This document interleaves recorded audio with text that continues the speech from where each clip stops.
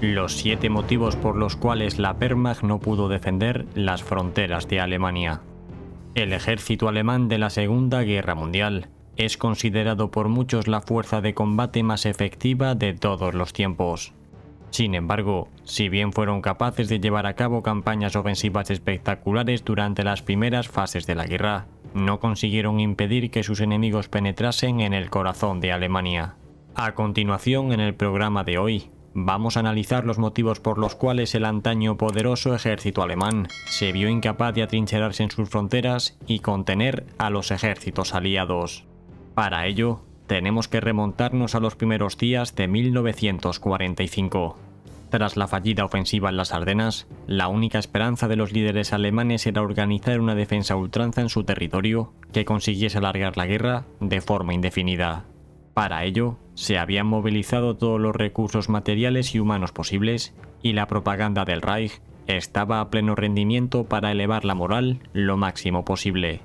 Con sus enemigos en sus fronteras originales, la mejor consigna que podían vender era la de proteger su suelo sagrado y defender así a la población civil.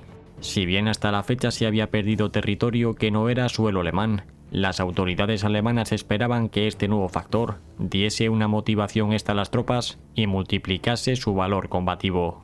Sin embargo, y pese a los esfuerzos realizados, las últimas líneas defensivas alemanas no pudieron aguantar las embestidas aliadas. Esto se debió en primer lugar a la mala calidad de las tropas que en aquella fecha componían el ejército alemán. Combatientes en su mayoría muy mayores o muy jóvenes, sin apenas formación militar, eran ahora la base de este ejército.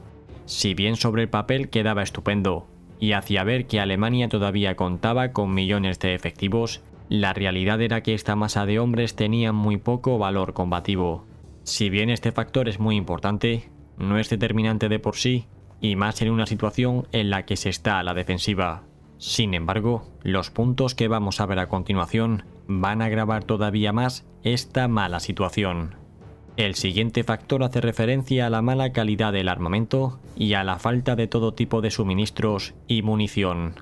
Y es que para finales de 1944, Alemania tuvo que movilizar a los últimos hombres a los que podía recurrir, siendo estos principalmente los que formarían la llamada Volkssturm, las divisiones Volksgrenadiers y en menor medida a la Wehrwolf.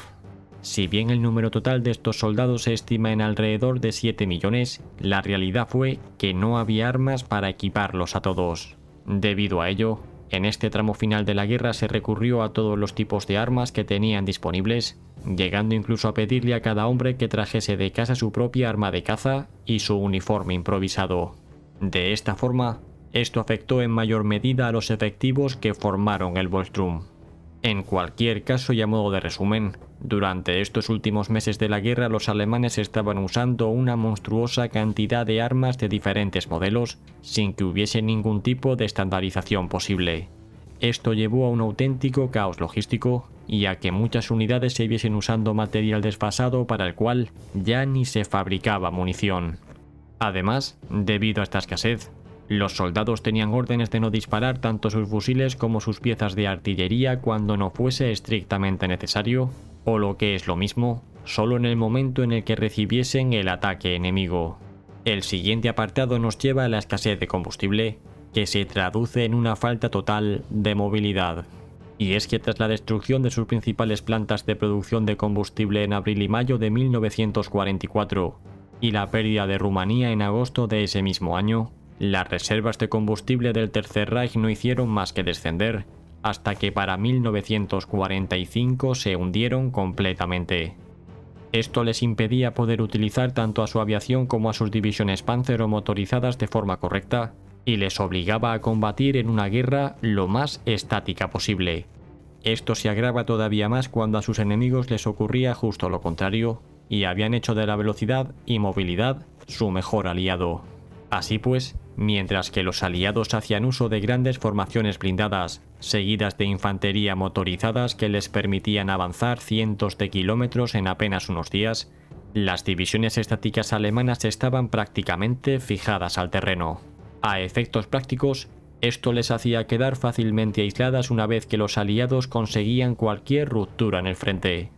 Pero si esto no fuese suficiente, Añadamos otro factor más, siendo este el de un cielo dominado completamente por los aliados. Este era un factor muy importante debido a, entre otras cosas, a que dificultaba enormemente los movimientos en la retaguardia alemana y machacaba cualquier contingente de tropas que se dirigiese a intentar taponar una penetración enemiga. Además, impedía cualquier contraataque alemán, debido a que rápidamente quedaba aislado y machacado por la aviación, como así ocurrió durante la Operación Bagration, la ofensiva en las Ardenas o en el lago Balatón. Por otro lado, esta fuerza ahora no solo atacaba las unidades alemanas, sino que destruía las fábricas, ejes de comunicaciones y arrasaba sus ciudades. Por último, los aliados podían hacerse una buena idea sobre la situación de las fuerzas alemanas debido al gran reconocimiento aéreo que podían hacer prácticamente sin oposición, mientras que los alemanes no tenían ni idea de lo que ocurría en la retaguardia aliada, ni por dónde les iban a asestar el próximo golpe. Como quinto punto, tenemos la gran extensión de la línea de frente, que entre toda la línea defensiva en las inmediaciones del Rin, en la línea gótica en Italia y en el frente oriental desde Prusia hasta Hungría, sumaban un total de casi 3.000 kilómetros de frente. A esto tenemos que sumarle las tropas que estaban aisladas en Curlandia, las que continuaban resistiendo en los puertos franceses del Atlántico o la guarnición de Noruega y Dinamarca. Esto continuaba haciendo que las menguadas unidades alemanas tuviesen que estar estiradas al máximo, cubriendo secciones de frente mucho más grandes de lo recomendable. Sumado a los problemas que hemos visto antes, este factor le negaba a los alemanes poder establecer defensas en profundidad y a lo único que podían aspirar es a establecer una delgada línea defensiva. De esta forma, tanto los soviéticos como los ingleses y estadounidenses estaban lanzando ataques de forma continuada y sin pausa a lo largo de todo el frente, obligando a los alemanes a tener que extender todavía más a sus débiles unidades. Así pues, en lugar de elegir avanzar por un único sector en dirección al corazón de Alemania, los aliados se fijaron a atacar en un frente lo más ancho posible, negándoles a los alemanes la posibilidad de concentrarse.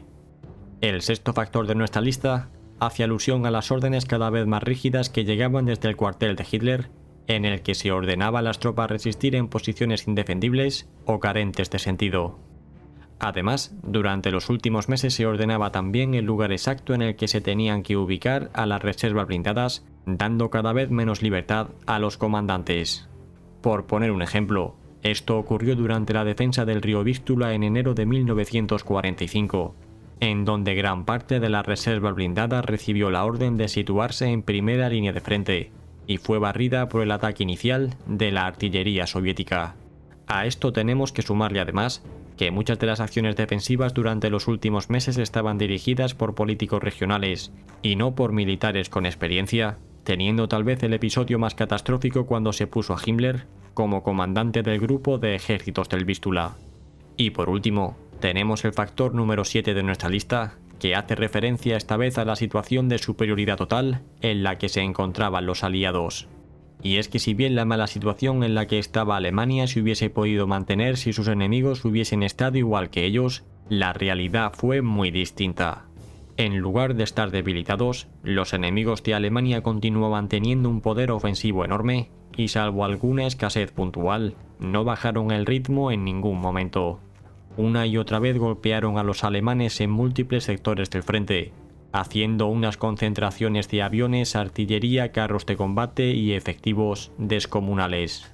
Así pues, y a modo de recapitulación final, para resumir los motivos por los cuales el ejército alemán no pudo contener a sus enemigos en 1945, tenemos que decir lo siguiente: con unos efectivos cada vez de peor calidad y menos entrenamiento, con un armamento y munición muy limitada, con muy poca capacidad para la movilidad, con un escaso apoyo aéreo, estando sobreextendidos y fijados en el frente, y con unas órdenes cada vez más rígidas e inflexibles, poco pudieron hacer contra unos enemigos más numerosos, mejor armados y con mayor movilidad.